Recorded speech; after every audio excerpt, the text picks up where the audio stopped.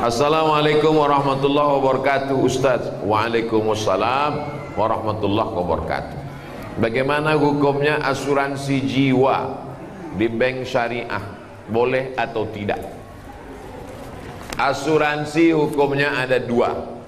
Yang pertama mengatakan asuransi hukumnya haram karena ada unsur horor, gambling, judi.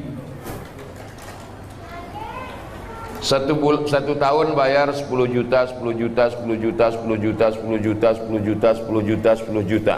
Semuanya ada 10 orang. 10 kali 10 berarti terkumpul uang 100 juta. Tiba-tiba meninggal saya, mati. Saya yang dapat. Sudah bayar 10 tahun, nggak mati-mati. Judi. Maka kata kelompok yang pertama, asuransi itu ada judinya, maka dia haram. Kelompok yang pertama mengatakan haram.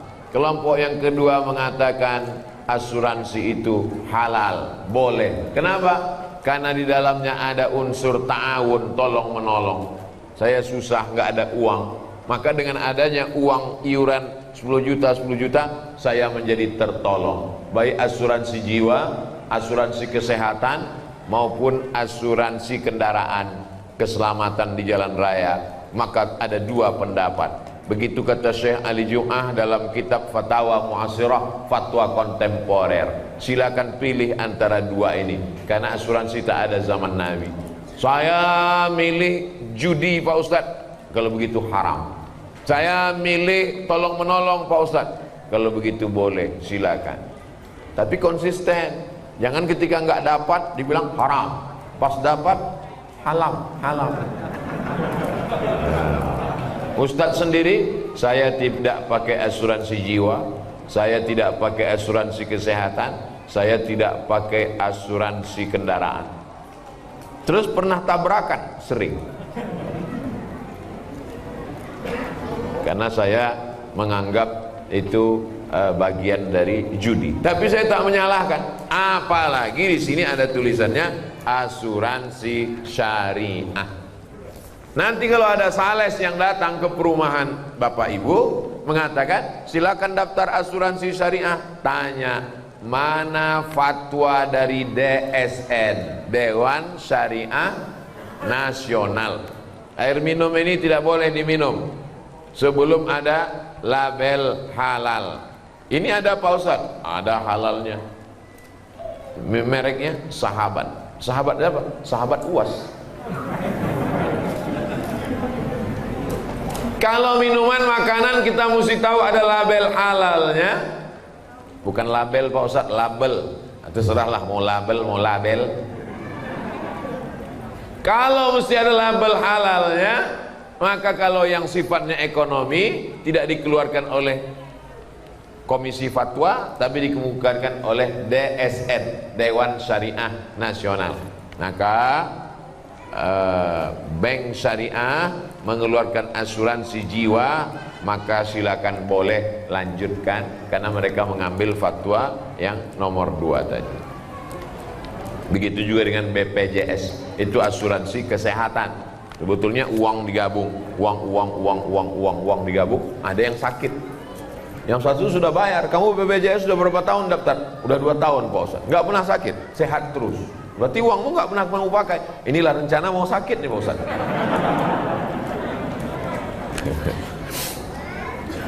Assalamualaikum Pak Ustaz. Waalaikumsalam warahmatullahi wabarakatuh. Saya bekerja di swasta. Sebagian besar saham dimiliki non-muslim dan saya menerima gaji setiap bulan. Namun per bulannya ada sumbangan rutin dengan nominal tertentu ke yayasan, tak saya sebut nama agamanya, menjaga kode etik jurnalistik, di mana situ sifatnya wajib bukan sukarela. Apakah kami nanti di akhirat saat dimintai pertanggungjawaban kemana uang sumbangan ini? Bagaimana hukumnya bekerja di perusahaan non-muslim? Pertanyaan ini ada 2 pertanyaan bercabang. Pertanyaan pertama, apa hukum kerja di tempat non-muslim? Nabi punya menantu namanya Sayyidina Ali bin Abi Thalib, menantu Nabi. suami dari anaknya Sayyidatuna Fatimah. Pindah ke Madinah, kerja di rumah orang Yahudi. Kerjanya menimba air orang Yahudi. Susah, nggak ada duit, ngambil upah menimba air. Dilaporkan ke Nabi, ya Rasulullah, Ali kerja di rumah orang Yahudi. Apa kerjanya? Menimba air. Nabi tidak larang. Itu hukum boleh bekerja di tempat non muslim selama tidak terkait masalah akidah. Kalau sudah terkait masalah akidah, dilarangnya untuk sholat, wajib ikut ritual dia. Wala ana abidu ma'abattum wala antum abiduna ma'abud lakum dinukum. Tak boleh. Bekerjanya kalau tidak ada hukum terkait dengan akidah boleh. Yang masalah nomor 2 adalah nyumbang. Setiap uang yang keluar dari kita akan ditanya an malihi, harta yang kau keluarkan akan ditanya min ainak tasabahu, dapatnya dari mana, wa fima anfaqahu, dipakai untuk apa. Kalau umur pertanyaannya satu, umur kemana kau habiskan. Kalau ilmu pertanyaannya satu, sudahkah kau amalkan. Kalau badan pertanyaannya satu, sudah kau pakai untuk apa kaki dan tangan, mata, telinga, lidah.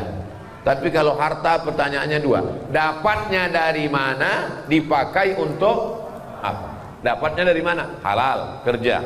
Tapi dipakai untuk apa? Jangan-jangan dipakai untuk program keagamaan. Tapi Pak Ustadz, saya kerja di situ, pemegang sahamnya mereka.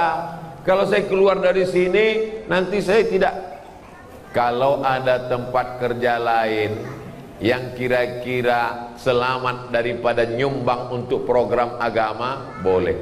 Tapi kalau tidak ada lain, pilihannya 2, mati dengan kerja ini. Pilih mana? Jangan pilih mati, nggak boleh. Silakan kerja. Mudah-mudahan uang itu dipakainya untuk sosial, bukan untuk penyebaran agama, insya Allah. Tapi kalau masih ada alternatif lain, hanya beda-beda sekian gajinya, ini lebih rendah tapi selamat dari nyumbang untuk program akidah orang lain, maka pilih. Syukur-syukur dia mau. Boleh nggak Pak, saya orang Islam, uangnya dipakai untuk Masjid Darul Falah. Boleh, silakan kata dia. Silakan pakai untuk Darul Falah, tapi bulan depan kau nggak di sini lagi. Oh, bahaya Pak Ustadz. Nah, itu hukum darurat membolehkan yang terlarang. Ad-darurat tubihul mahzurat. Demikian, wallahu a'lam bishawab.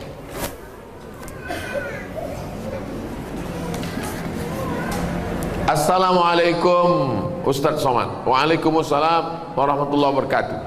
Kalau punya hutang sholat bertahun-tahun, bisa nggak dibayar ketika sholat rawatib? Tidak satu, dan tidak boleh mengerjakan sholat sunat. Pertanyaannya 2, bercabang juga. Dulu akil baliknya umur 10 tahun. Umur 10 tahun akil balik, mulai wajib sholat. Lalu dia tidak sholat, dia belum hijrah, nggak ngaji. Lalu kemudian sekarang baru dia sholat.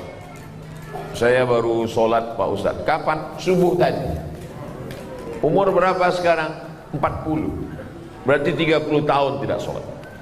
Maka sholat-sholat yang lama selama 30 tahun itu dia qadha.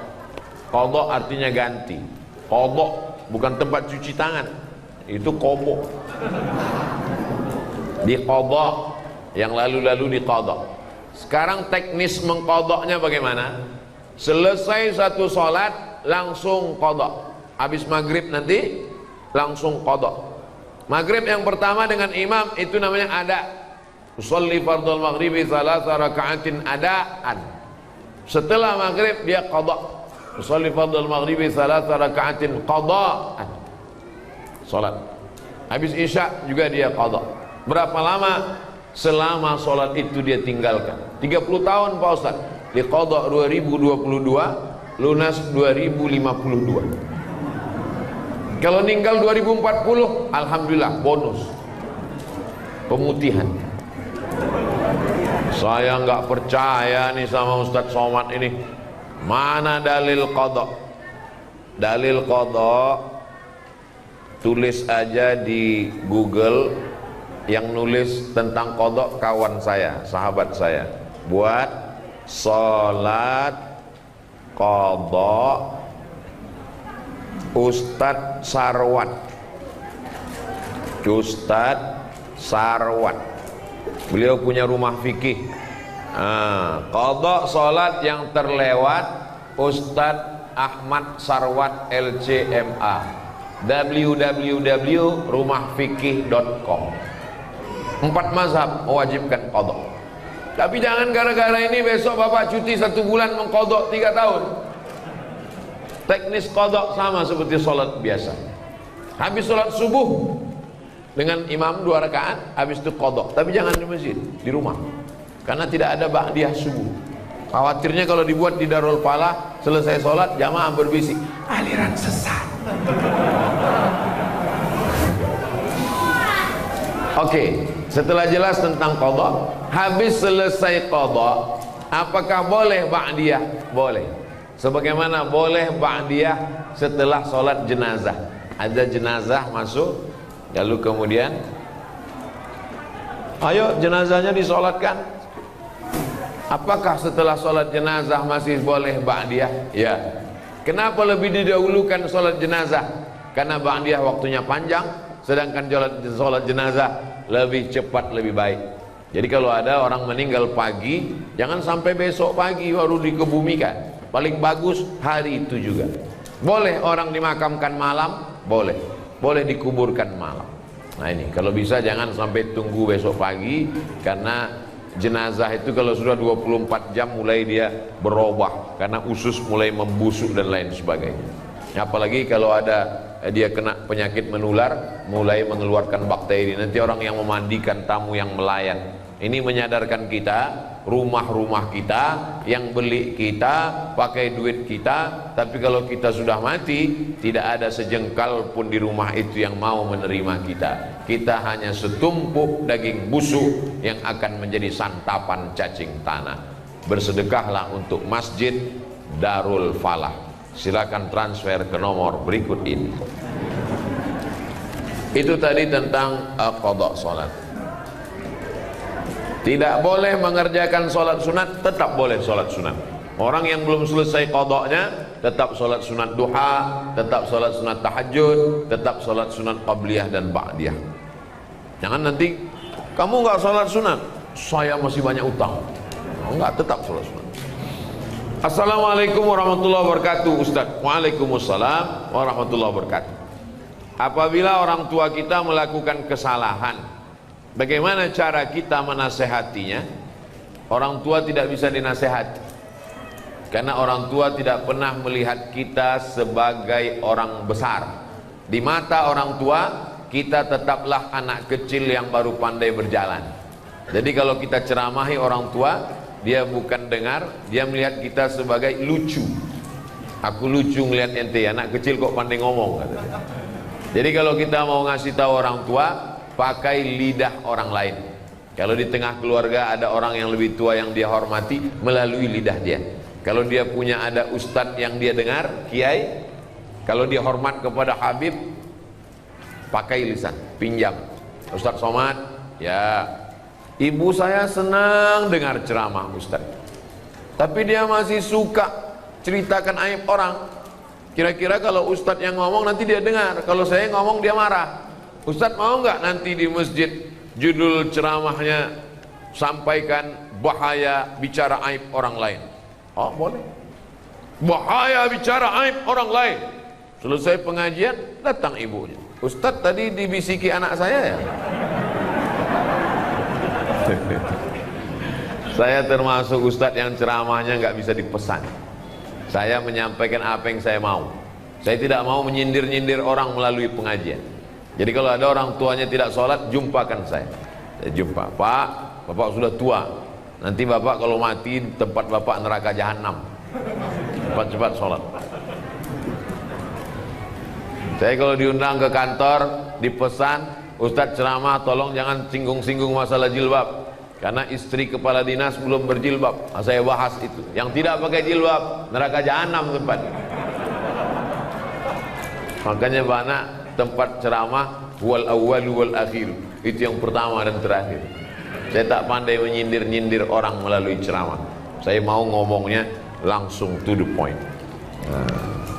Jadi pakai orang lain, karena orang tua tidak pernah menganggap kita besar dalam pandangan dia. Kadang anak-anak muda ini kalau udah ikut pengajian, pulang-pulang mau menceramahi orang tua. Pulang ceramah, pengajian, panggil orang tua. Papa sini, mama. Ya ayyuhalladzina amanu. Oh, nggak bisa begitu. Dia lebih banyak makan asam garam dari kita. Karena banyak makan asam garam, itulah maka darah tingginya kuat. Assalamualaikum Ustaz. Waalaikumsalam. Bagaimana sikap kepada saudara yang murtad? La yahillu damu mri'in muslim illa bi ihda salas. Tidak halal darah orang muslim ditumpahkan kecuali dia melakukan 3. Siapa yang melakukan 3 maka boleh dipancung kepalanya, mati. Yang pertama, an-nafsu bin nafsi, pembunuh. Dalam Islam pembunuh tidak dihukum penjara tapi hukum pancung. Yang kedua, as-sayyibuz zani, sudah menikah, punya istri, punya suami tapi berzina, maka juga dihukum mati, ditanam setengah badannya, dilempar batu pakai mati sampai mati. Yang ketiga, at-tariku lidinihi al-mufariqu lil jamaah, orang yang murtad meninggalkan agama Islam maka dianggap pengkhianat, maka dia dihukum mati, hukum pancung menurut hukum Islam. Tapi kita tidak pakai hukum itu, kita pakai hukum konvensional. Apalagi liberal sekuler bebas, orang gonta-ganti agama seperti ganti sendal, seperti ganti baju. Pakai baju ini tipis kedinginan, pakai baju tebal. Pakai baju tebal kepanasan, pakai baju tipis. Enak saja. Bahkan di podcast orang murtad enak aja ngomong, seenaknya menghina agama. Tak bisa ditegakkan. Jadi bagaimana sikap kita sebagai keluarga? Jangan putuskan, karena kalau putus dia semakin nyasar, semakin jauh. Kalau masih ada nomor handphonenya, tetap tiap hari kau mesti balik kepada Islam. Wa may yartadda minkum an dinihi, siapa yang murtad dari agama Allah maka dipancung kepalanya. Lalu kemudian mesti dikasih tahu, kau nanti kalau mati tidak diterima Allah. Wa may yabtaghi ghairal islami dina, siapa yang mencari agama selain Islam, falan yuqbala minhu, maka dia tidak akan diterima Allah. Wa huwa fil akhirati minal khasirin, di akhirat termasuk orang rugi, karena masuk neraka khalidina fiha abada, kekal selamanya.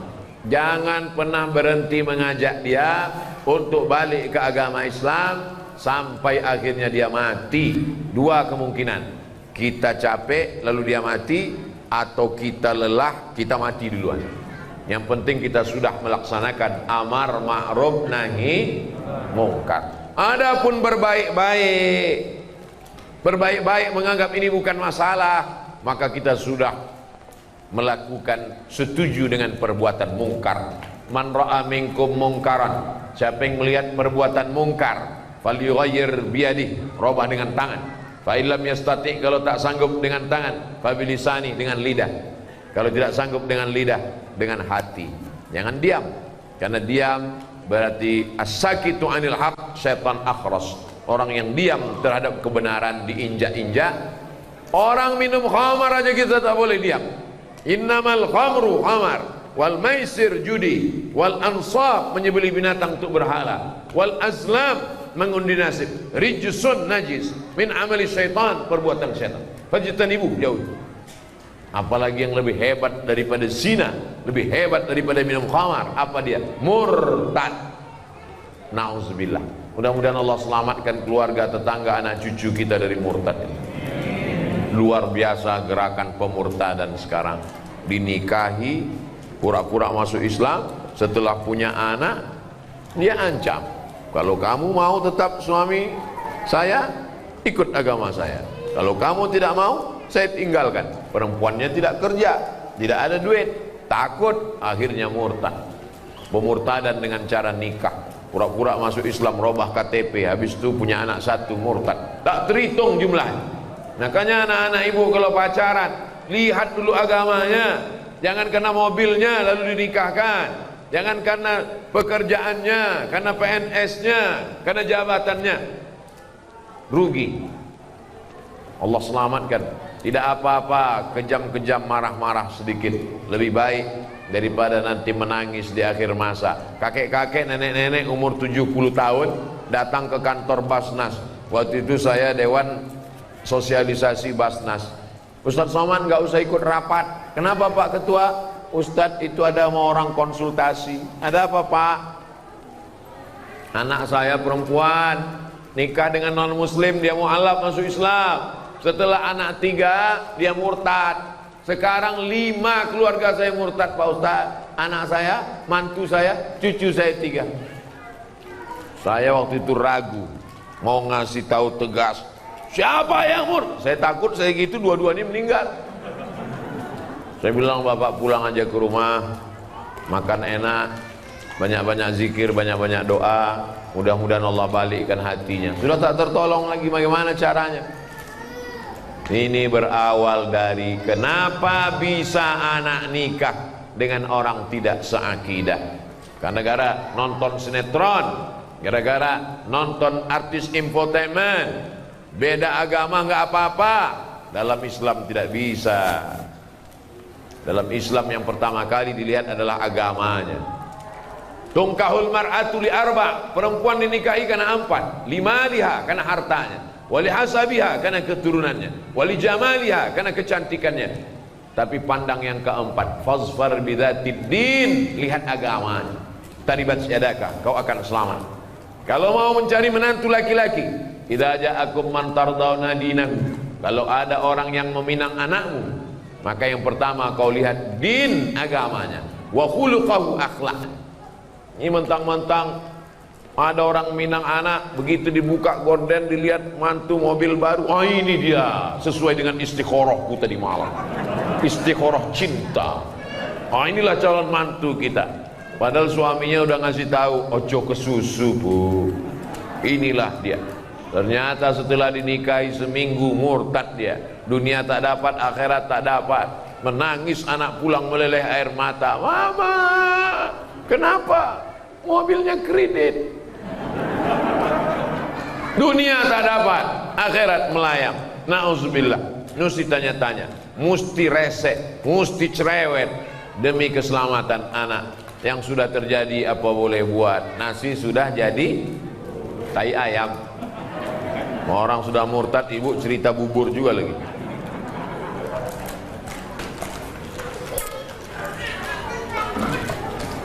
Apakah orang tua bertanggung jawab terhadap anak yang mabuk, yang sakau, yang pacaran, yang minum khamar? Kullukum ra'in, setiap kamu adalah pemimpin. Wa kullukum mas'ulun ar-ra'iyatih, setiap kamu akan ditanya tentang yang kau pimpin. Saya akan ditanya tentang anak saya. Maka anak keponakan saya laki-laki, adik saya laki-laki, adik laki-laki punya anak perempuan.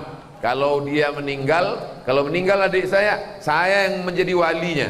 Maka adik keponakan perempuan saya wajib masuk pesantren. Karena kalau bapakmu meninggal, aku walimu.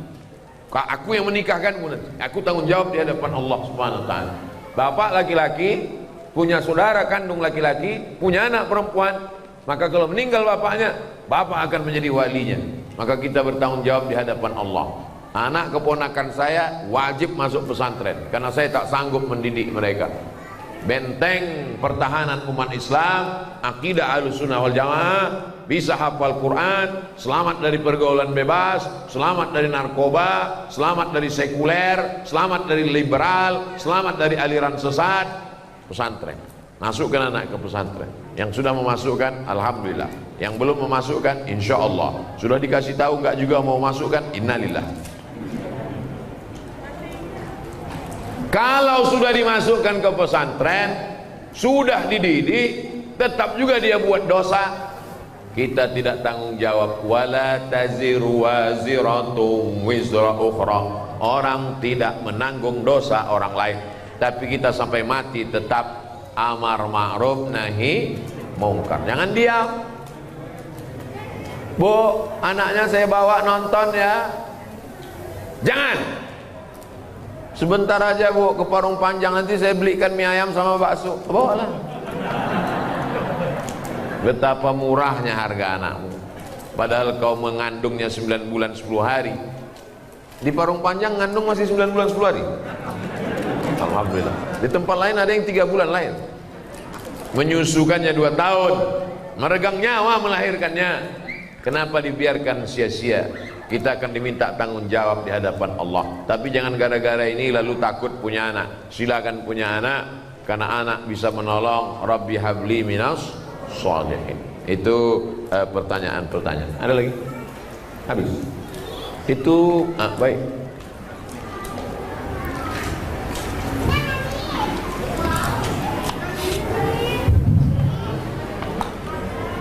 Assalamualaikum Ustaz. Waalaikumsalam warahmatullahi. Pertama saya meminta kalau saya ini biasakan khususnya buat saya, umumnya buat memahami diambil ilmunya Ustaz. Terus yang saya pertanyakan ini Ustaz, tidak ingin tinggalkan di ilmuwan itu sangat heterogen Ustaz, multi agama sebenarnya. Ini pertanyaan pribadi gitu. Saya itu tinggal benar-benar kanan kiri nempel tembok itu masuk. Niat saya bukan kabur, saya pengen mungkin ini pada saya itu saya pengen melihatkan adab sama akhlak Muslim itu seperti ini. Jadi tidak termakan sekarang metaverse ya gimana adab saya terhadap tetangga saya yang berkenal tembok, kebetulan dia Nasoro, pada blog dia nyara juga, terus saya punya anak kecil. Saya pengen berhubungan baik sama beliau karena kita juga berbagi makanan gitu. Tapi saya tahu tetangga saya ini makanan tidak halal gitu. Gimana cara adab saya?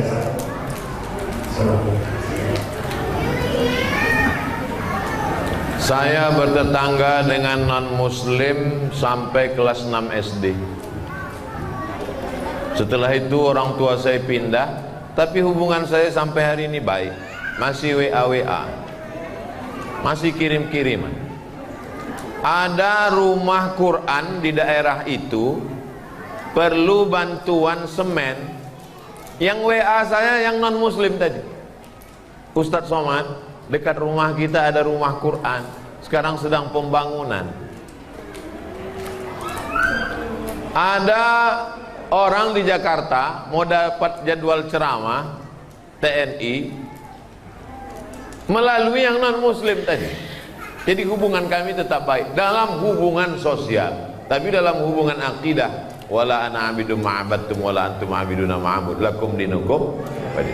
Dulu kalau hari raya dia kirim kami makanan, tapi dia tahu kita tidak makan makanan dia kasih kuehnya kue kotak, kue bungkus pabrik halal, minuman kaleng. Kita saling menjaga. Sebetulnya yang merusak ini provokator. Medsos ini luar biasa fitnah. Adapun bertetangga menjaga adab, justru dia masuk Islam karena adab itu. Ada seorang imam namanya Imam Al-Hasan Al-Basri, meninggal tahun 110 Hijrah, punya tetangga non-muslim. Rumah tetangganya di atas bukit, dia di bawah. Lalu kemudian suatu ketika Imam Hasan Al-Basri sakit. Tetangga yang non-muslim masuk menjenguk ke ruang tamu. Hasan Basri mana? Dia di kamar. Tetangganya masuk ke kamar. Sampai di kamar, di pojok rumah ada ember. Tetangganya nanya, itu air apa Hasan Basri? Itu air dari atas. Kalau nggak salah itu pojok kamarmu pas WC saya. Sudah berapa lama kamu nampung air ini? Isrun sana, 20 tahun sudah kutang. Agama apa yang mengajarkanmu selembut ini Hasan Al-Basri? Saksikanlah wahai Hasan Al-Basri. Asyhadu an la ilaha illallah wa asyhadu anna Muhammadar Rasulullah. Kisah ini ada dalam kitab Gharaib wa Taraib, ditulis oleh Syekh Abu Amr Al-Misri. Sa'ah wa sa'ah, Gharaib wa Taraib, kejadian-kejadian unik dalam sejarah Islam. Masuk Islam bukan karena dia ajak masuk Islam, kalau tak masuk Islam neraka jahanam. Masuk Islam karena tersentuh hatinya. Orang kalau sudah kau sentuh tepat di hatinya, dia akan jadi milikmu untuk selamanya. So sweet. 20 tahun menahankan itu, buahnya ada tetangga masuk Islam. Kita kadang dia baru salah parkir sekali sudah keluar kebun binatang dari mulut kita. Dia punya anjing, lebih galak pula mulut kita dari anjingnya lagi. Adapun dia punya anjing, kita usahakan bagaimana caranya, apa pantang yang membuat kira-kira anjing itu tak masuk ke halaman kita. Karena kalau sampai air liurnya basah, kalau kering sama kering tak apa, tapi kalau sampai basah sama kering, maka mesti dibasuh 7 kali. Kalau sampai anjing itu mengeluarkan air liur di halaman, lalu kemudian halamannya itu anak kita jalan, kena kakinya, mesti kita siram kaki anak kita itu 7 kali dengan air, salah satunya dengan air yang dibasuh tanah. Kalau di sini ada tetangga punya anjing, sementara kita tidak punya pagar, mesti izin ke developer atau ke lingkungan, mesti pagar. Karena kalau tidak anjingnya apa kan akan masuk. Atau dibuatkan aturan, siapa yang melihara anjing mesti di dalam rumah dia. 2 kemungkinan, anjing itu mesti di rumah dia atau rumah kita berpagar. Karena kalau tidak mau, tak mau, anjing masuk. Karena anjing tidak bisa baca, kecuali kita bilang anjing dilarang masuk. Kita mesti menjaga ini hidup bertetangga, karena kalau tidak ini akan merusak tatanan sosial kita. Mudah-mudahan akhlak kita membukakan pintu hidayah untuk mereka. Ayyadiyallahu bika rajulan wahidan, satu orang dapat hidayah karena engkau, khairum min humurin na'am, lebih baik daripada kau memiliki dunia beserta isinya. Tentang ijazah, ajaztukum jami'a marwiyati wa muallafati wa muhadarati, aku ijazahkan semua kajian-kajian, riwayat-riwayat hadis dan zikir, semua ceramah-ceramah, yang buku-buku yang sudah kusampaikan selama ini kepada seluruh jamaah Masjid Darul Falah yang hadir pada saat ini. Asa an tanfa'ana fid dharaini, mudah-mudahan bermanfaat untuk kita dunia akhirat. Amin ya rabbal alamin. Baik, terakhir.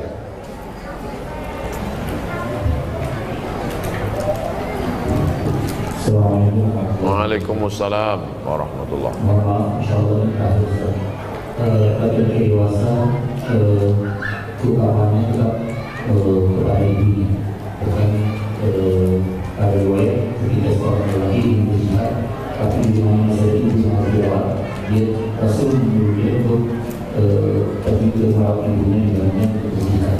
Adanya utamanya ibu sangat luar biasa di perjalanan Islam.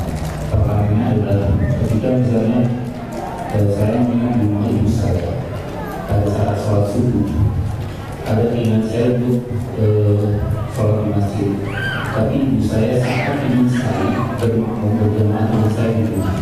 Mana yang utama? Saya tetap jalan ke masjid atau saya mengingatkan ibu saya untuk berjamaah di rumah? Terima kasih. Waalaikumsalam warahmatullahi wabarakatuh. Datang seorang laki-laki menjumpai Nabi Muhammad SAW. Ya Rasulullah, izinkan aku perang jihad fisabilillah, aku mau mati syahid. Kata Nabi, alaka min ummin, ibumu masih hidup?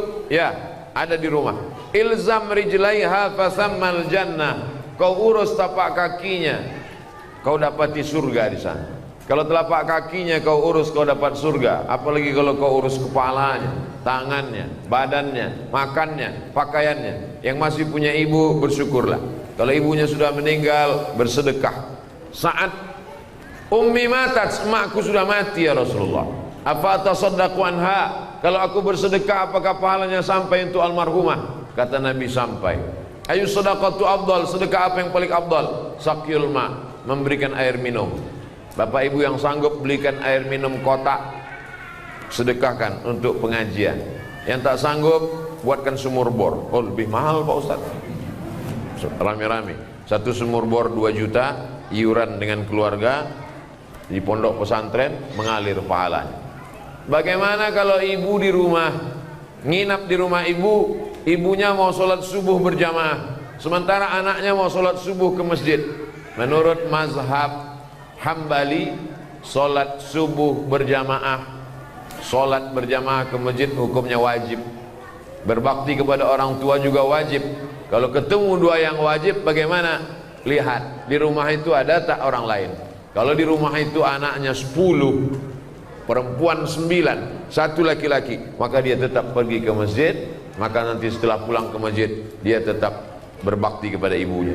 Tapi kalau dia anak tunggal satu-satunya, tak ada pembantu dan siapapun juga dalam rumah itu, kalau dia pergi dikhawatirkan terjadi sesuatu, maka yang wajib ini lebih dikedepankan daripada dia pergi ke masjid. Menurut mazhab Syafi'i, solat berjamaah ke masjid fardu kifayah.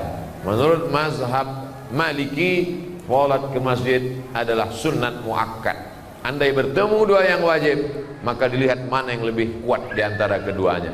Kalau anak tunggal sendirian, tak ada orang lain yang menjaga, maka wajib kau bersama ibumu, karena dikhawatirkan akan terjadi sesuatu. Sedangkan di masjid solat berjamaah tetap ada imam dan makmum, sehingga solat tetap terlaksana. Kalau sampai masjid Darul Falah ini kosong, tidak ada orang solat berjamaah, satu perumahan ini istahwadat alaihimus syayatin, satu perumahan ini diganggu setan. RT-nya kesetanan, RW-nya kesetanan, masyarakatnya kesetanan. Insya Allah kita solat berjamaah ke masjid. Amin ya rabbal alamin. Untuk segala kebaikan, mudah-mudahan kita semuanya istiqomah, menjadi lebih baik daripada sebelumnya. Yang sakit-sakit diangkat penyakitnya, yang terlilit hutang ditolong lepas dari riba, anaknya menjadi anak yang soleh dan solehah, keluarganya sakinah mawaddah warahmah. Ala hazihin niyah al-Fatihah.